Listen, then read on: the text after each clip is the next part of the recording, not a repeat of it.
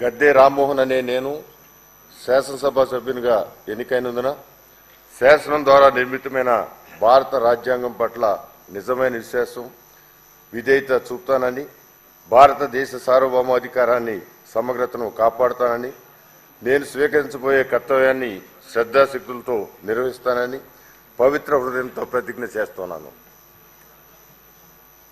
ఆంధ్రప్రదేశ్ శాసనసభ సభ్యుడినైన గద్దె రామ్మోహన్ అనే నేను సభా నియమాలకు కట్టుబడి ఉంటానని, వాటిని అనుసరిస్తానని, సభా మర్యాదలను పాటిస్తానని, సాంప్రదాయాలను గౌరవిస్తానని పవిత్రమైన హృదయంతో ప్రతిజ్ఞ చేస్తున్నాను.